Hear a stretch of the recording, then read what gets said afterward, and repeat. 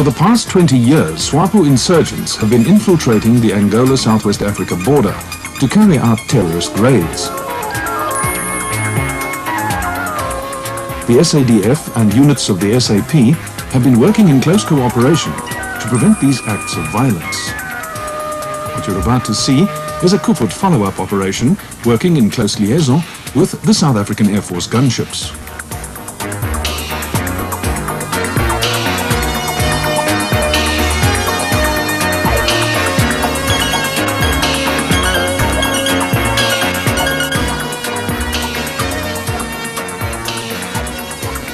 Initially, intelligence is gathered from the local population concerning terrorist movements in the area.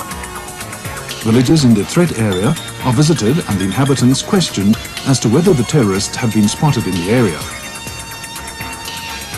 It is here that the direction of movement of the terrorist unit, the time that they were present in the area, and how far ahead of the Koevoet unit they are is determined.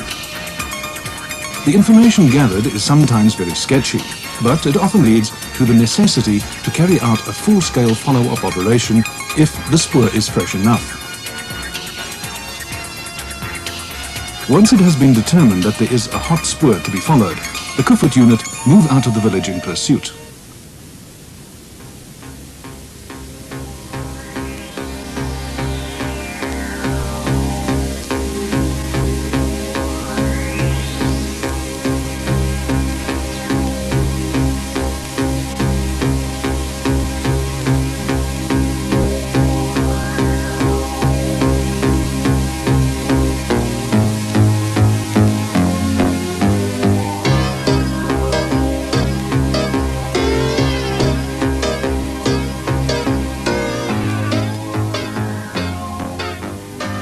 As the security forces move closer, the terrorists become aware of the danger and start to take evasive measures.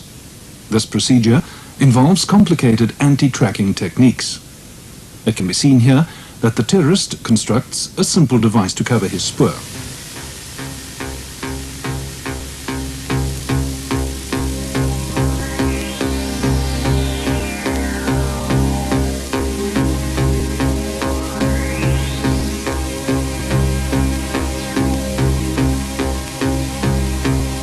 He simply brushes out his tracks as he walks.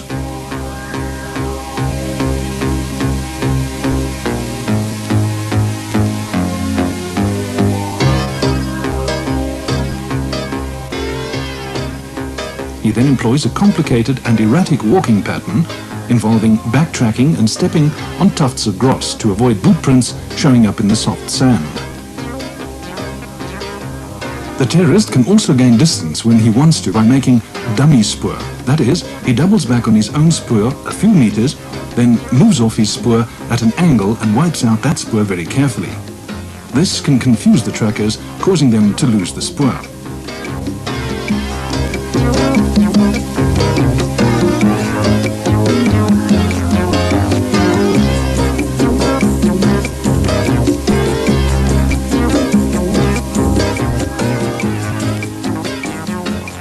Meanwhile, the Koevoet trackers are zeroing in on the hot spoor.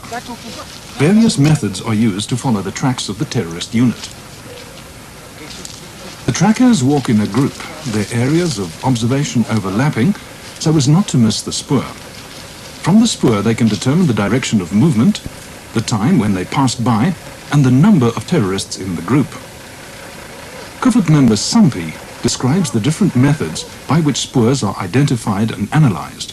Daar is verskillende maniere waarop die spoorsneiers se spoor identifiseer wat teenspoor gelê is. So byvoorbeeld as jy hier na hierdie spoor kyk wat hier is, die omliggende bossies, die meeste oorgrote meerderheid lê na die agterkant. En hier kan jy duidelik sien dat hier 'n verplasing van die takkies na die teenoorgestelde rigting plaasgevind het. Hierdie klein blaartjies wat hier lê, as jy hom mooi optel, as jy sien hierdie kant het onder gelê omdat hy vol grond was. Hierdie was die bokant en nou lê hy onderste bo.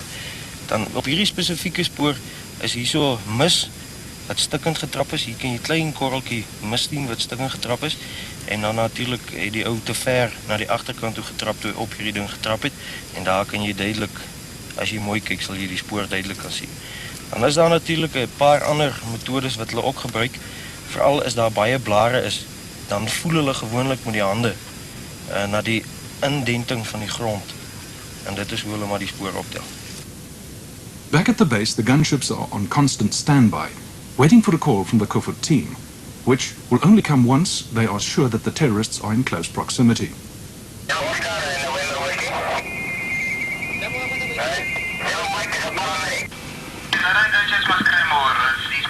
On a call from the Koevoet team in the field to Koevoet base ops, the gunships are scrambled.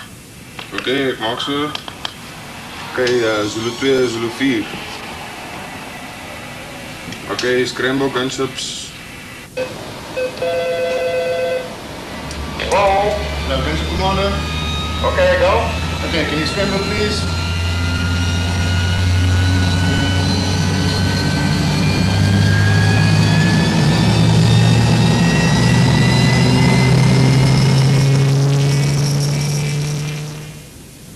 Meanwhile, the terrorists are within visual range of the Koevoet ground unit. During this time, the terrorists will sometimes go to ground and camouflage themselves against the ground forces. They do this by disguising themselves as a bush or by blending into the silhouette of the surrounding bushes. There are two basic methods that are used.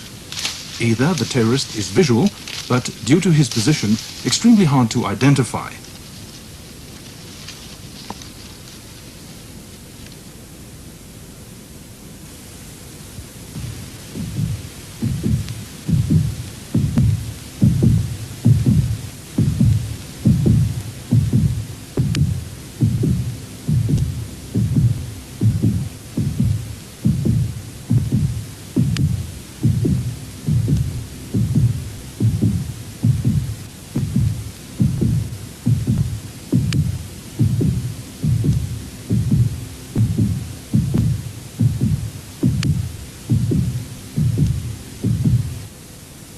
Or, secondly, he is entirely hidden from view by the surrounding bush.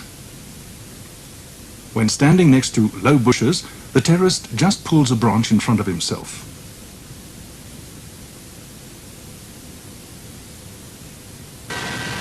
After the call, the gunships move swiftly into the area. It is their job to gain visual sighting of the terrorist group, either for the purpose of directing the pursuers to the contact point or to engage the enemy themselves. The pattern of flying over the contact point is crucial.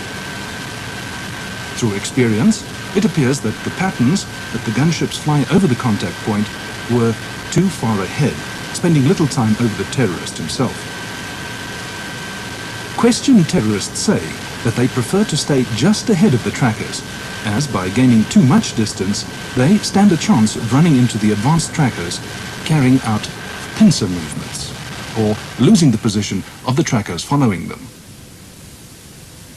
It has therefore been discovered that the overlapping oval or double D pattern, which seldom needs to extend over 800 meters, is the most effective.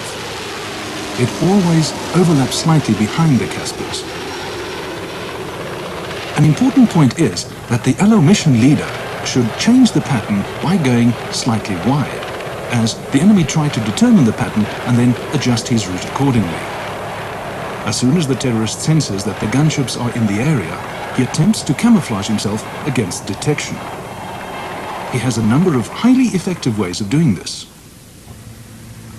If near a hedge, for instance, he will simply sit next to it, making him extremely difficult to spot.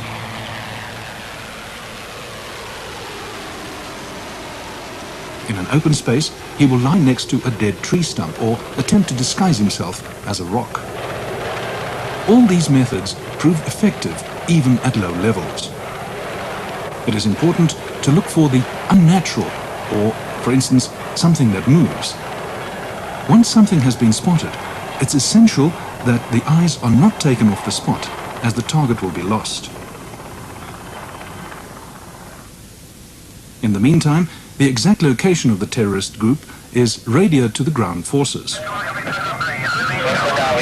It is then that the terrorists are either captured for interrogation or, if this capture attempt fails, eliminated.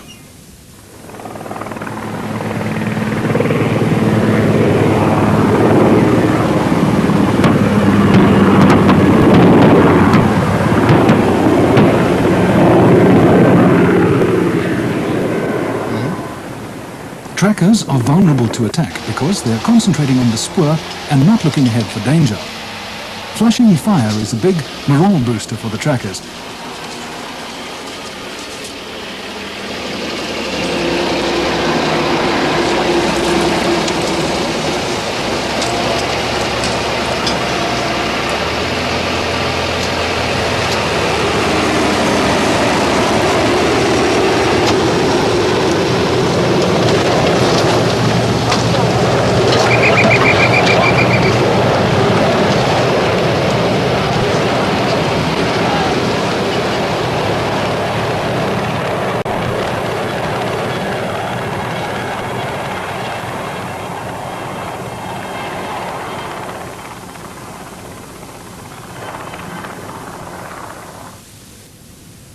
Hallo!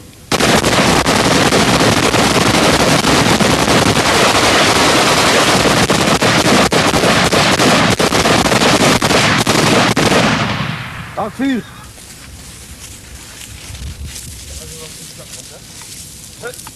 Anja, dapat. Yes. Go. Anja. Mexe com a vela, mexe com a mandala. Banhar no. Hey. Ja, Jadi kita dulu. Batia. Mencoba ini nama? Anja. Koevoet. Jauh, nakul. Yan ko. Ato na malaya ko Joton. Ya. Laksam. Shh. Dale. Sí, caramba. Nossa. Romolo na. Oh, tá se jam saja, Não, não, não. Ame tinggi zangja. Sabe que eu acho que tá Ayo, aí. mau.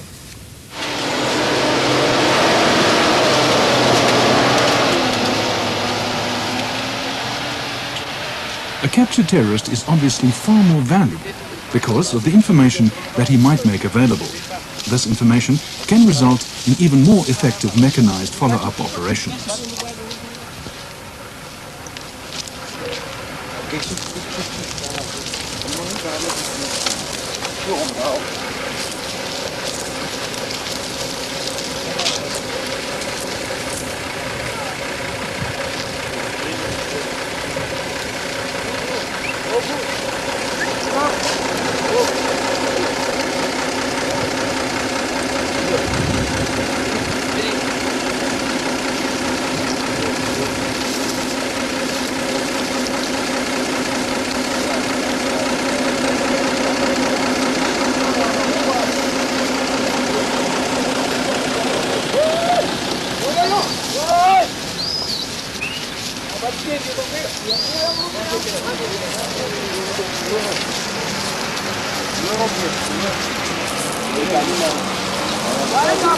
Cara nova.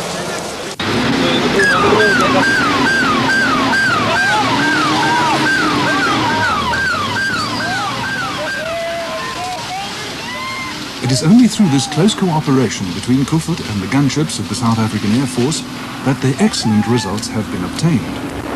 This cooperation means that each group acts as the eyes for the other, their combined efforts making the operation smooth and effective.